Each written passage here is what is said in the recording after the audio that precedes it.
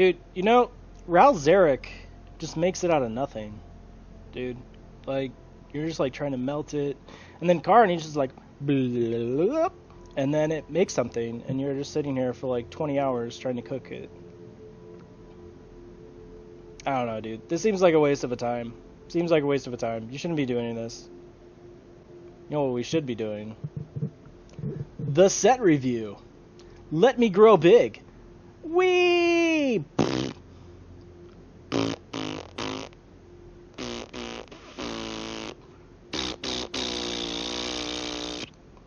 Ba ba ba ba. Anyway, guys, what's going on? It's your boy Bro Cobra. We're gonna be doing the colorless part of the set today. We're gonna be going from rankings 5 all the way down to 0 in 0.5 increments. So be sure to stay tuned. If you need an explanation of that, we're gonna have a map in the upper right hand corner over there. Otherwise, definitely check out our ranking review for the entire set, because it goes over some of the cards from the previous set and what we rank them, and then also the conversion now that we're using numbers instead of, you know, letters and stuff like that. And I also gave examples of cards that are good in that category as well. But anyway, if you guys want to check it out, we're going to be doing a little bit longer for this one, just because there was a pretty big discussion on how you should pick lands in limited environments in general, not just over the lands that we have to choose from, because there are 15 dual lands. So to gain a better insight of when you should pick lands, definitely keep watching. It's at the very end, but it's very important for anybody's limited knowledge to be able to understand when and when not to pick dual lands. So yeah, stay tuned, go in peace, and be sure to like, follow, subscribe. Now we're into colorless. It's going to be part of the multicolored cards here. Off with Cryptic Caves. Okay, so we're at 21 minutes right now for this one. Cryptic Caves. I put it as an interesting card. It's 1. like a canopy land that doesn't hurt you, but it's also colorless, so it kind of messes up your mana base. Yeah, so 2 colors. Welcome back, Rhett. I also gave it a 1.5. Don't be too greedy. Don't just play this in every 2-color deck. If your mana's good, otherwise, then you can play it. Or you can play it as your 18th land if you're like on the border between 17 and 18. I think it's a great 18th land. Yeah. If your mana requirements aren't that bad. Even in most 2-color builds, like, just put it in. Like. Okay. And then what's next? Evolving Wilds. Evolving Wilds. I put it down as a 2. But again, if you're like in 3 colors, then you can rate it a little bit higher. Just to be able to get that mana fix. I think I'm gonna pick Evolving Wilds like it was a 3, just because I value having that flexibility that it gives me. Like, it gives me the ability to move into 3 colors later or something like that. And I think a lot of decks in this format are gonna be 2 colors with splash. Got it. Especially elementals. Field of the Dead.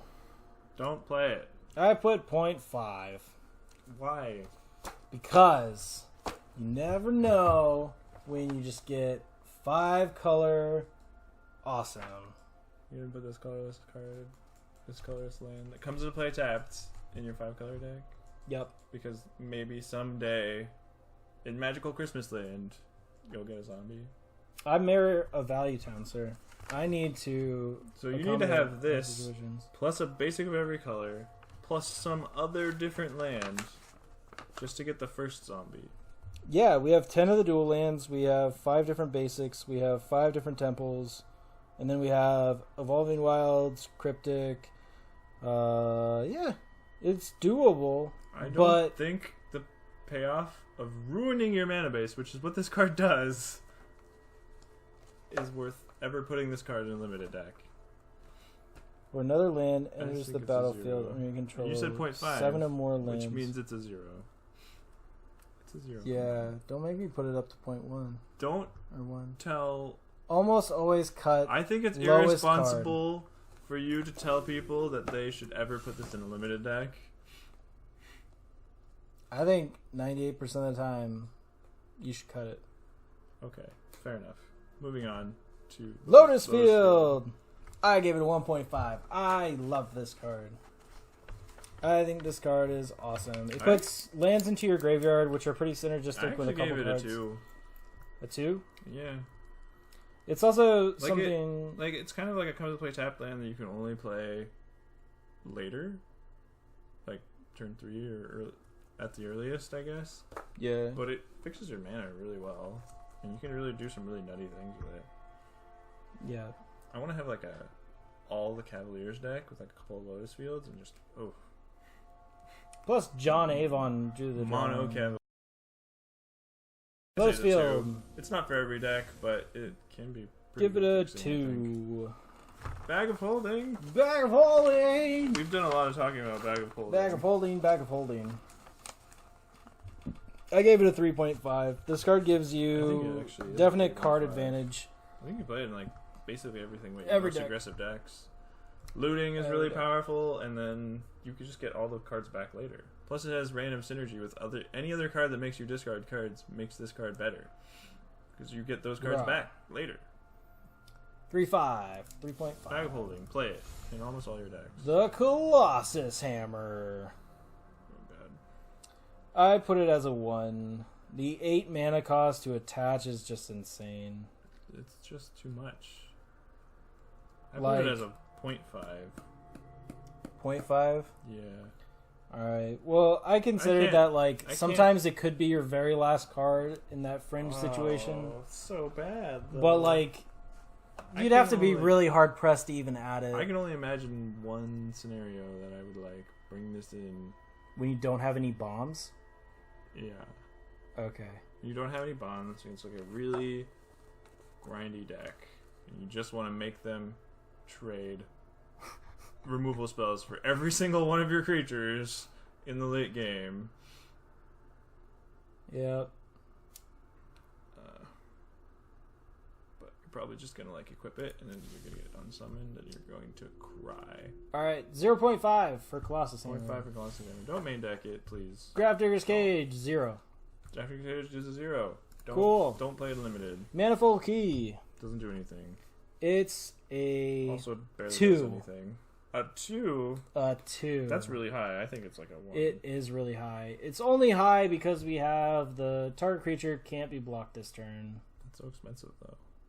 3 mana? Yeah, but like if you don't really have any mana sinks and you're in an aggressive deck, or if you're in a Flyers build and they have like some reach, this is the last way to continue to keep dealing damage. I don't know. I could bust it down to like a 1.5. So you think you play it like half of the time when you have it, since it's an artifact? I mean, most of the time it's not going to be destroyed, right? I don't know. Probably not. That doesn't necessarily make it good, though. 3 mana is a lot to invest just to make something unblockable. I played against this card, and I've been happy every time my opponent played it. It hasn't really done anything. That's why I gave it 1. By definition, I'll put it down to a 1.5. Sure. Would you rate it? 1. 1? Alright. 1. Goes to 1. Manifold Key, 1. Heart Piercer Bow. Combos with a bunch of stuff in this format. Yep. I still think it's 1.5. 1.5. You need to have the synergy to play it.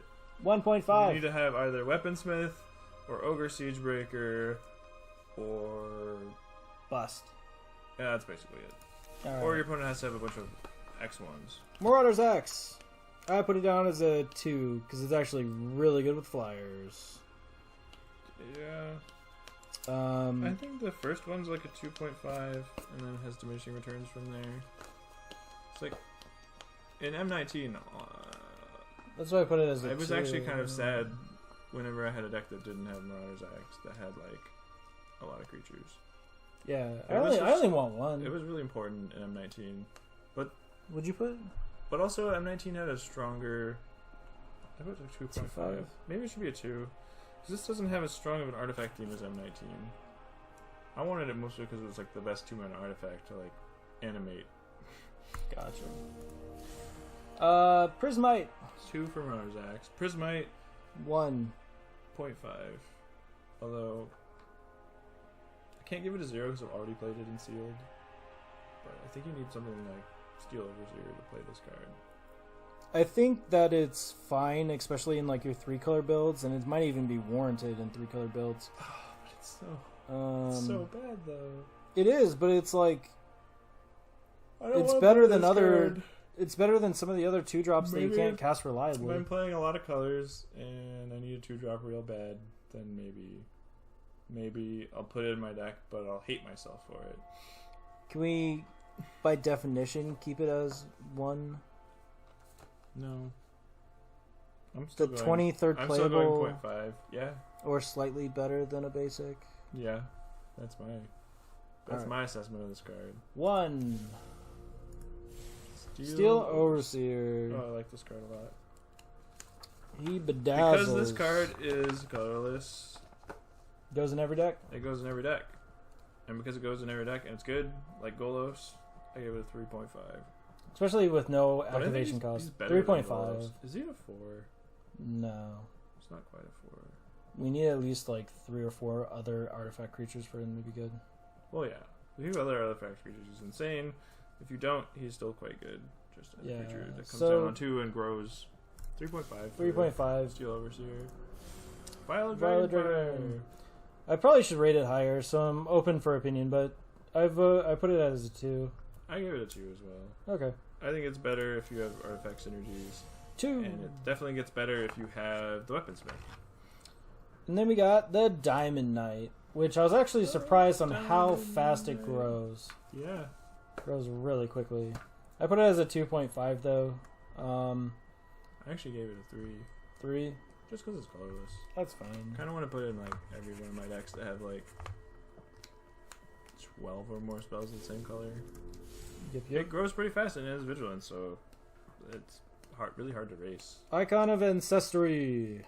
Okay, Icon of Ancestry. 1.5. I I feel also like give it a 1.5. yeah, I feel like You if need you to don't be have it as doing- elementals, then it You doesn't need do to do anything. tribal things for it to be good. Yep. It's best in elementals, but I've used it with humans. But that's because I had 3 of, why can't I ever remember the name of the card? Battalion Foot Soldier. I just want to call it 'Cause he's Conquistador every time. bad. That's what it is to me. So Retributive Play it Wand in your tribal decks. If you have like deals 1 damage to any target. you have Any target whatsoever. maybe like 9 of the creatures with the same type, that's when you play it. The icon. Seems fine. It's 9 a I think 9 1.5. is like the threshold. You need to have like a pretty big. Well, yeah. It's like a synergy only card. Um, I'm not playing it unless I have 9 or more of like. You're the same. probably never gonna sacrifice the wand though. Nope. But if they kill it, ever. they get punished real good.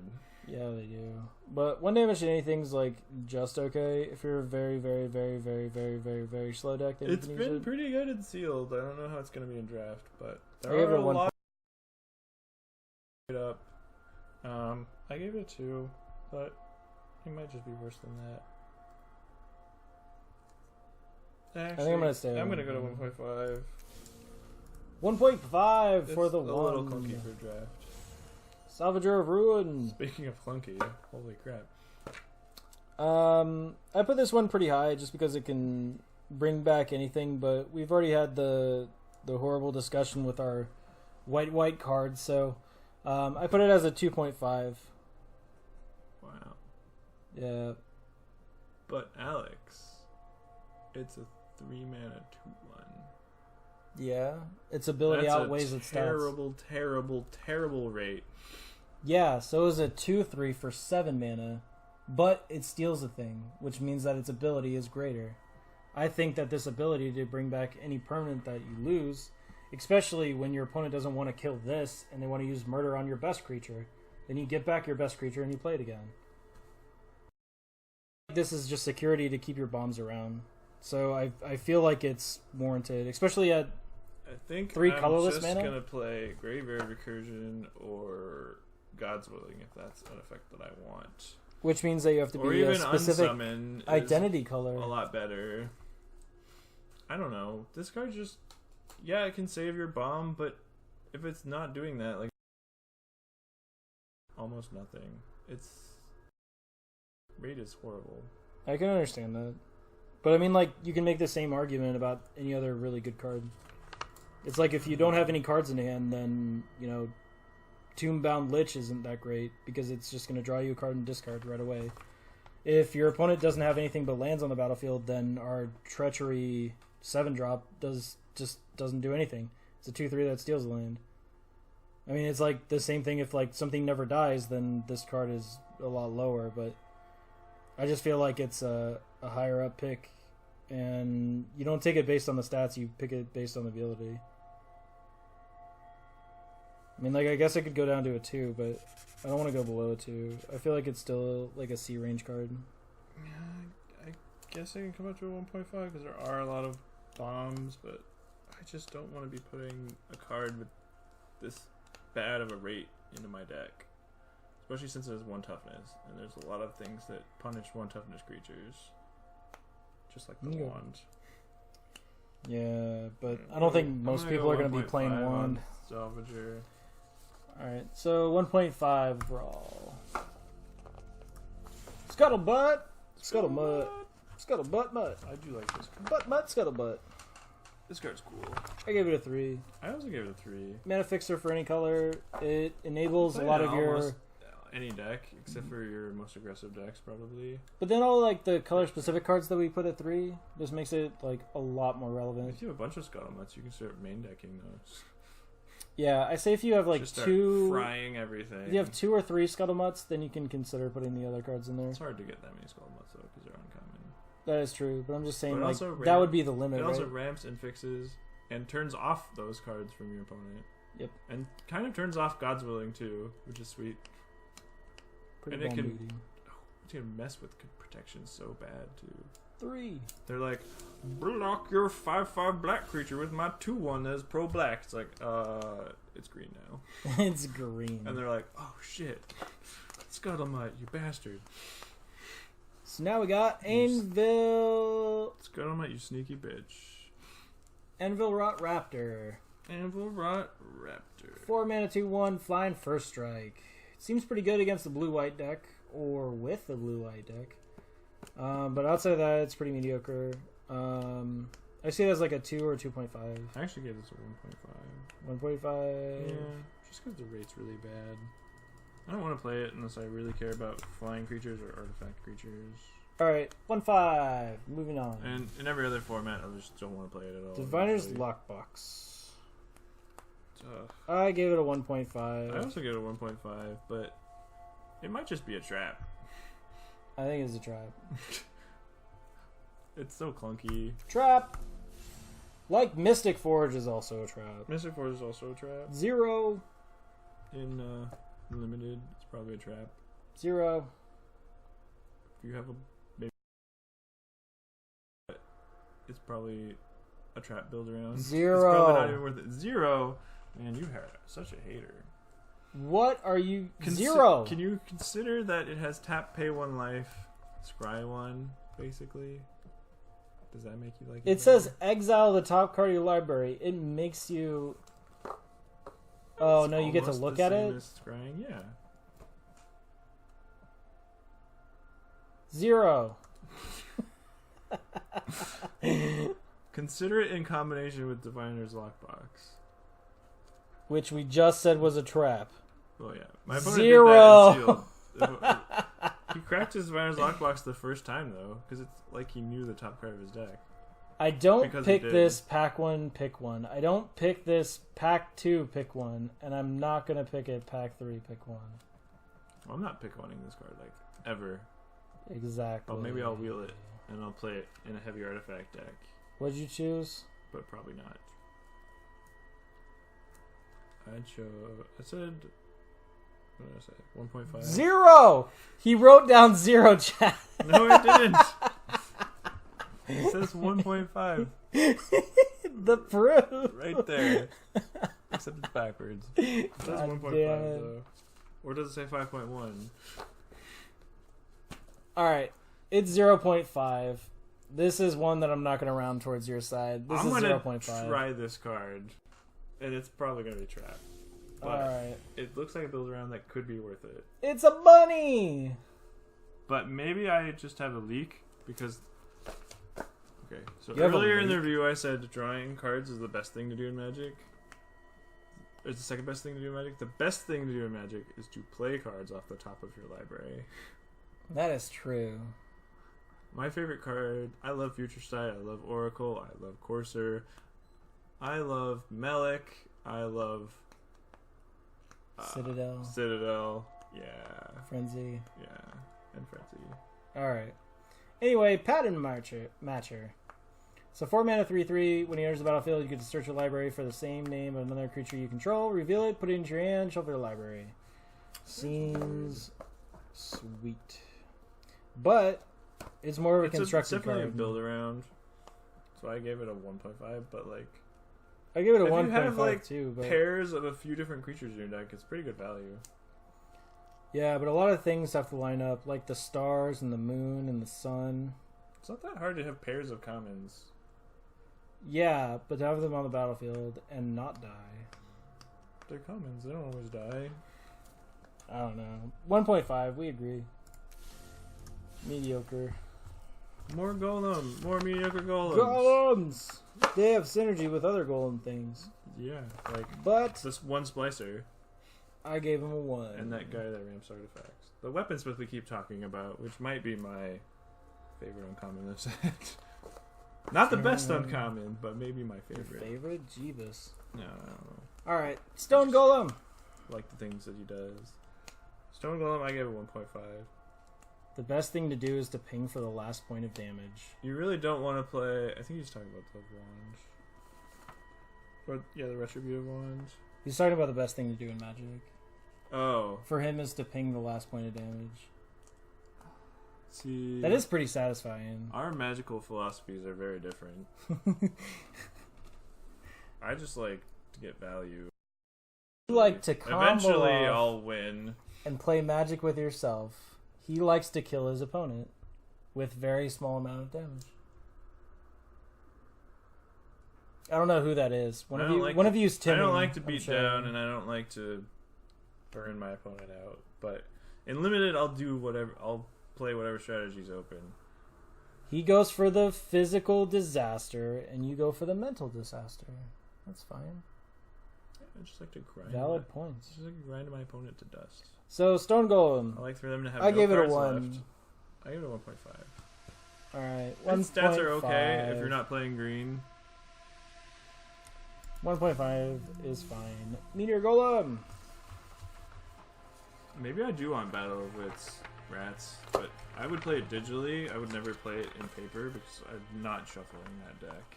Yeah, don't play Battle of Wits in paper. It's horrible. Just fuck shuffling that deck. That is a trap. I think you can get judges to shuffle for you. Crack a fetch land. Judge! Judge! We need your help. Just stand here, Judge. Alright, Judge, Be my busy. find Overgrown Tomb for me. Or, no, I'm not find Watery Grave for me. And then shuffle my deck, please. Alright, I'm Meteor Golem. Continue with my turn. Meteor Golem gets a 4 from me. 4? I put it down as a 3, but Maybe it's a 3.5. it's really Because it expensive. costs 4. It costs 7. I'll do Fine. 3.5. We'll go to 3.5. Because it Alright. costs 7, I'll dock it a half a point. Destroys anything you want. Doesn't have any downside to it outside of the mana cost. It's a 3/3 creature, which kills most of the small things. Always play it in seal. Always. Always playing sealed. Maybe not always in draft, but probably. And that's it! We're done! We haven't done the... Oh, we did do the lands. Oh, sorry. Oh, Hold we on. haven't done all the lands. Not all the lands. Just the colorless ones. Just lands. Okay. I I mean, all we have left are 2 cycles of lands, right? The temples and the gain lands? So, we have the Gain Life lands, Yeah. which I want to say are either 1 or 1.5. I put the Scry lands. Actually, maybe I should put them both up there. I put the Scry lands as 1.5 to 1 as well, but Are you kidding me? yeah, Why? because they're That's lower than you rated Evolving Wilds. yeah, because I feel like Evolving Wilds is a better mana fixer. It is when you don't know what colors you are. It is when you Every have. other time it's strictly worse. Well, no, if you're 3 colors, it's better. If you're 3 colors, Terramorphic Expanse is God. You can pick any color you want. Doesn't matter. But These are very limited. It These only have to gets be you one of those colors, though. Yeah, but if you're at like 2 or 3 lands already, what colors do you have? All right, I'll go get the color that I don't have. It's like rampant growth. Rampant growth is kind of the same way. You're assuming that you have green mana, so then you're finding other colors that you don't have. I think Evolving Wilds is a better early pick. But once you know what colors you are, and this matches, these are just better. Because they give you 2 colors. Evolving Wilds, that gives you a choice. It can give you the missing one, but it only gives you... It doesn't give you... It gives more you... than one ever. Yeah, so the counterpoint to that is that you said that most of the decks you think in the format are going to be 2 colors with a splash of a third, right? Uh-huh. So you could have 2 colors like this, but if these are your 2 main color, at least with Terramorphic Expanse, like you have a way to be able to These give you 2 incorporate them colors. together. All of these give you 2 colors plus value. They're not guild gates. The common ones gain you life, and the rare ones scry, and that is worth something to me. Yeah, so Rats is agreeing with you. It's better for the early drive, but once you know the color, the scries are better. So he has so the we're same in agreement. philosophy. Evolving Wilds is a better early pick, and once you know what colors you are, the dual lands are better. I think once you know you're in those colors, that each of them is like a 3. The scry ones are better than the gain lands, of course, but I think they're both 3s, where you should pick them when you know those colors. They're also good speculative picks if you're one of those colors and you think you might splash. And I think that the white-black gain land is probably the most valuable because it gains life, and those 2 colors care about gaining life. And then the second tier of them in the dark is the Teamer colored ones, because I think the elemental deck is most of the time going to be all 3 of those colors. Yeah, so I think the same way, but I don't know. I might be generalizing it with picks over actual spells. I don't know. Even if I know that I'm in this color and I see like, I don't know, what's like a good Angel of Vitality? I'm gonna. I probably am too, because Angel's like a 3. Yeah, but you just said once you know your colors, this is a 3 as well. Yeah. But not all 3s are the same. Yeah, I know that. It's just we need to put like a finite number on it. 3. Okay. If you're in those colors, it's a 3. If you're in like one of those colors, it's like a 2.5. And then the Scry 1 lands are better than the gain lands if you need it, if they're both in the pack. That's true. Okay. And if the format's slow enough, like the Scrylands might even be better. Like in Sealed, I've been playing Scrylands that my deck only cares about one of the colors. But Scrying 1 is just so valuable sometimes. And having it come to play tap land is not a huge cost in a format that's not all about tempo like Sealed. Gotcha. Oh, so Rats thinks that he's probably in the 2 end for Scries. Wow. That's pretty low. So I say they're 3 because I'm picking them over 2.5s, but I think are replacement level. I consider 2.5 and lower like replacement level. Like it's easy to get a card that has the same power level as that card. And the reason I picked lands over that, just like we picked Guild Gates in Allegiance and Guilds of Ravnica over those replacement level cards, is because you won't have a problem making playables in most formats, but every time you take one of these lands, it makes your mana a a lot better, and it lets you play more cards from the draft in your deck. Like if you only have basic lands in your deck, your mana is like slightly sketchy at best, unless you're monocolored. But each one of these improves your sources a lot, and if you have lands that you're playing more than 23 picks from your draft. Yeah. So that's really valuable, especially in like higher power formats where you'll never lack for playables like Cube or Masters formats or Horizons. That's why it's kind of hard to deal with like lands as picks, because they're almost never being picked over actual. I think you should pick dual lands, especially the scry ones, over replacement level picks. Like cards that you're not sure will actually make your final deck or not. They might be in your colors, but they're not great. They're like C's. 2.5 or C's. I think you should be picking these little lands when they're on color for you, higher than that. Especially when they are two of your colors, because that improves your mana base a lot. And I will be taking, speculatively, I'll be taking ones that are only one of my colors if I think that I might splash. Like if there's nothing good in the pack that I'll probably play, I'll just take the land. Yeah, and sometimes it's just better to pick like the multicolored lands. I'm still unsure whether I want the Scry land or if I want the Terramorphic Expanse. And I guess like the problem that I'm considering is that I'm looking at the draft as a whole, not necessarily whether or not I know my colors. So that might just be like the hiccup that I have, because like the Scry effect is really, really solid, but if like I don't know what colors I'm in, then they could just be like a 0. So like if I'm in red and blue and I see Temple Malady, it's a 0 automatically.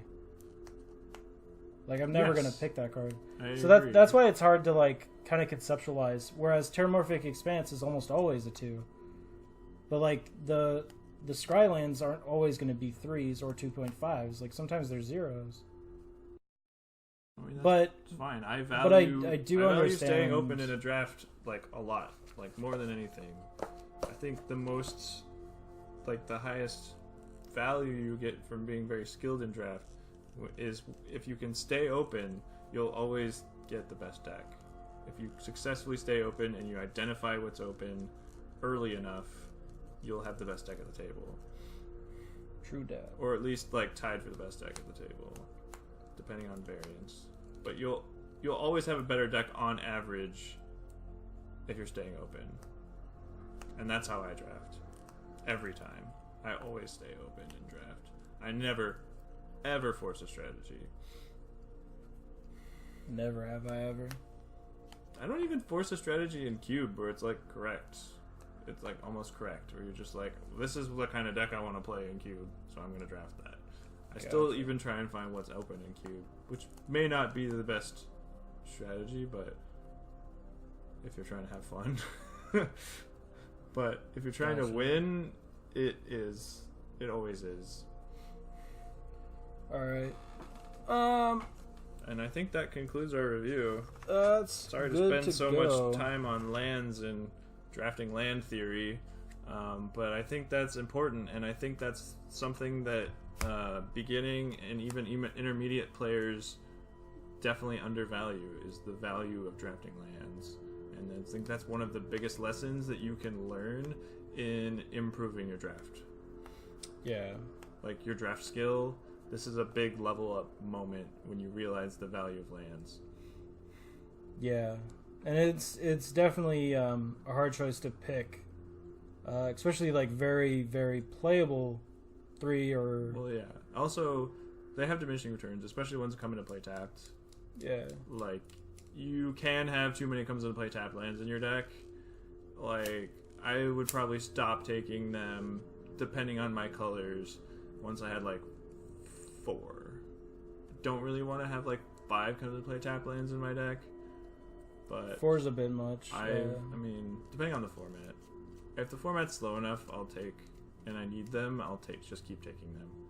Like in Cons, with these gain lands, the same gain lands that are here.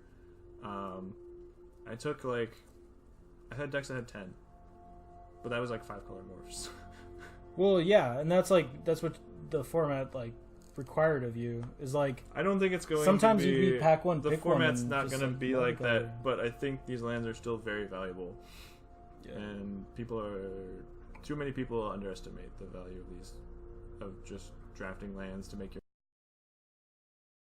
Very much so.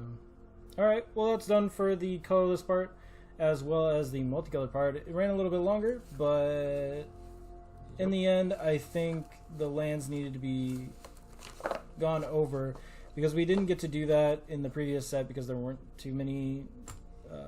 There wasn't any dual lands colors. in War of the Spark. There's a bunch We had of unplayable lands gates. and then Gateway Plaza. Yeah, but That's basically all the lands. this set just opened it huge. There's 15 different dual lands, so There are. it was good to go over it a little bit, even though this is the longest section here. But yeah, fun times.